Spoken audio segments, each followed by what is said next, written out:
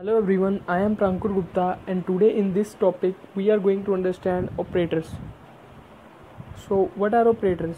Operators are basically used to perform some operations on operands. There are three types of operators: unary operators, binary operators and ternary operators. Unary operators are basically used to apply only on one operand.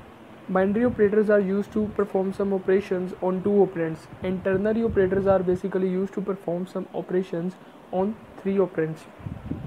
So first let's get started with unary operators. So there are four types of unary operators: pre-increment, pre-decrement, post-increment and post-decrement. Let us understand the working of all of them with the help of an example. Here I have declared an integer a and initialize it with 10. So pre-increment will first increment its value and then it will place the value. So here in this statement you can see that first it will increment the value of a, and the value of a will become 11 after incrementing, and then it will place the value here. So the output will be clear, which is 11. Now in next statement, which is using pre-decrement operator, the value of a now has become 11. Now if we will try to decrement it, then it will first decrement the value, then the result will be 10 and place the value over here. Now the result will be 10. This is simple. Now let's move to the post increment and post decrement operator. Here I have declared a variable and initialize it with 11. Now what is the working of post increment and post decrement? Post increment will first it will place the value at where it is used, and after that it will increment the value. So let us understand with the example. Here int a is equals to 11. So now if I will try to apply a post increment operator, now then it will first place the value over here in this statement, then it will try to increment the value of a. So first it will place the value of a, which is 11, so it will print 11. Now if we use it in other statement, then now the value of a has become 12. Now in this second statement, the value of a, which is 12, will be placed and will be printed. Now we have decrement the value of a. Now the value of a has become 11 after decrement operation. Now if we try to use a, then it will print 11. That's how post increment and post decrement works. Now let us see how pre and post increment decrement operators work with combination in expressions. First here is a is equals to 10 and b is equals to 11. First we have apply post increment operator. Now it will not increment the value, it will just place the value of a, which is 10. So now the after that, if we try to use the value of a, now the value of a will be 11 because it is just place the value of a here, which is 10. Now the value of a must needs to be increment also, so the next time if we use the value of a, then it will be 11. Now here we apply post increment operator on b. Now it will first place the value of b, which is 11. Now the value of b has become 12 if we next time use it. Now plus a, now the value of a, I have already told you, has now become 11. Now it will first place the value, first increment the value and then place the value, because here we are using pre-increment operator. So first it will increment the value, which will become 12, and place the value of a, which will place here 12. Now after these add operations, the value of c will become 33. Why? Because 10 plus 11 plus 12 is 33. Now the value of a is 12 because the last increment operator on a makes the value of a 12, and this single post increment operator makes the value of b 12. Now I hope you have clear idea about unary operators. Now let's move to binary operators.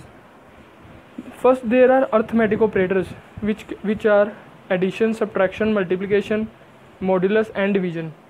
Addition, multiplication and subtraction are same as used in C and C++, which addition is used to add two operands, subtraction is used to subtract two operands, multiplication is used to multiply two operands.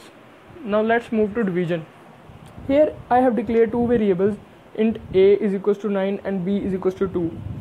Now if we apply a division operator on them, then 9 divided by 2 will result as 4, as you can see in the statement also.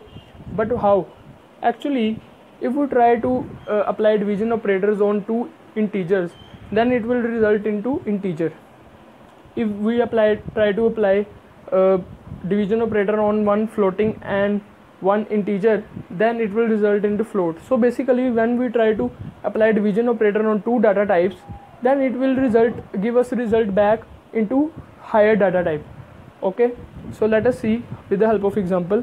If we try to divide 9 by 2, then it will result 4, because it will result as integer, so it will remove the precision part and stores 4 into C and print C. Now after that, if we try to divide 9 by 2, it will result as 4, but we are storing it in a float. So if we try to store it in a float, then what will float do? Float will basically automatically add precision after it. So basically A divided by B will result 4, and because we are storing it in a float, so float will automatically add 0.0. Now I have declared a variable 2.0, which is of floating type, and if I try to apply division operator on it with A and Q, then now A is integer type and Q is floating type. So float divided by int will result into float. So 9 divided by 2 will result into 4.5, because float is higher data type. So the result will automatically convert into higher data type. So, and we also storing it in x, which is of float type, so it will result 4.5. Clear? Now let's try modulus operator on A and B. Now what does modulus operator do? Modulus operator basically returns the remainder of two operands. If we if we try to apply division operator on A and B, then the remainder will be 1. So basically here, if we try to apply modulus operator on A and B, then it will return us the remainder, which is 1. Simple as that. And now let's move to next operator, which is relational operators. This is also binary operators. They are also binary operators. They return true and false. Basically here we have some examples of relational operators. So here in this example, I am using two variables, int a is equals to 10 and b is equals to 20. First we will apply equality operator on them. This is the equality operator. If you try to apply them on a and b, then we know that equality operator returns true if both the operands are equal. Now a is not is equals to b, so it will print nothing, because a is 10 and b is 20. If a is equals to b, statement will return nothing. Now let's move to next example, which is a is not is equals to b. It will return true. Why? Because a is 10 and b is 20, which is true. They both are not equal, so it will print the value of a and b. Now there are also more operators in relational operators, like greater than, less than, greater than equal to, less than equal to. They are same as in C and C++, which are used to compare whether the value of two operands are greater or less than. Now let's move to logical operators, which are also known as Boolean operators, because they return true and false. They actually work on relational expressions. As we have seen in our previous slide, that what are the relational expressions, like a double equals to b, a is not is equals to b. These are the relational expressions. So basically logical operators work on them.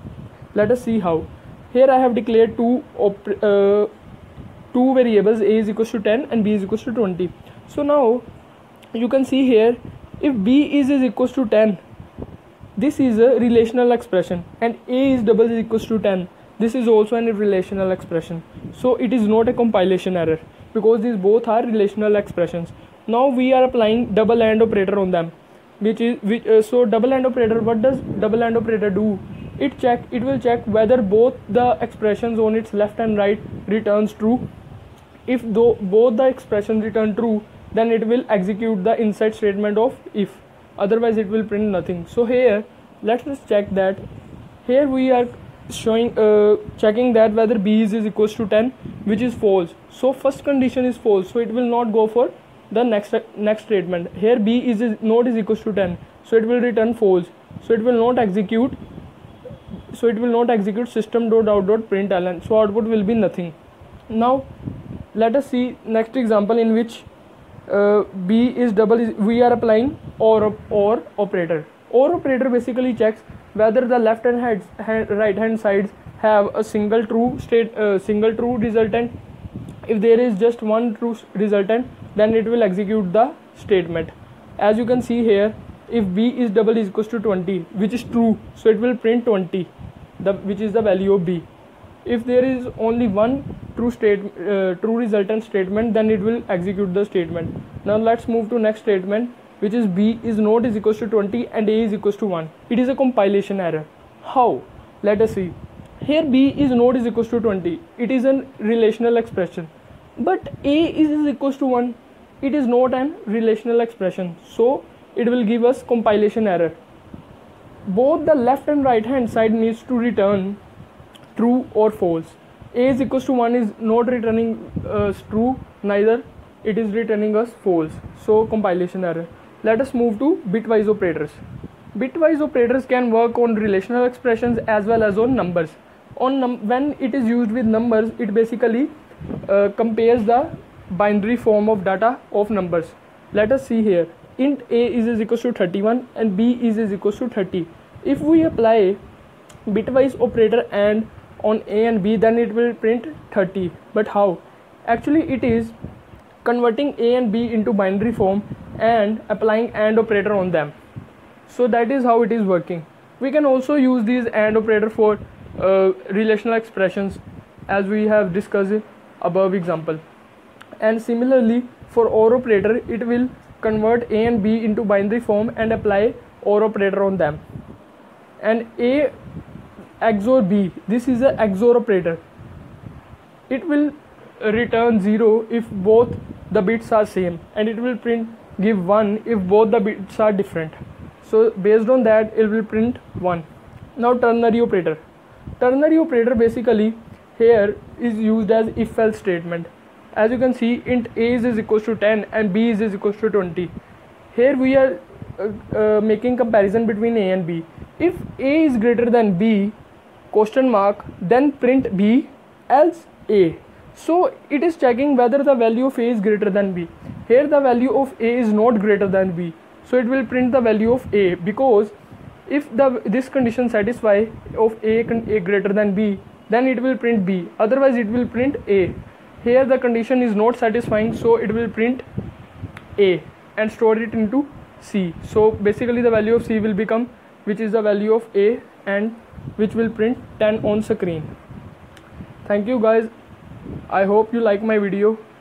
Don't forget to follow and share this video. This is my Unacademy profile link. Thank you guys.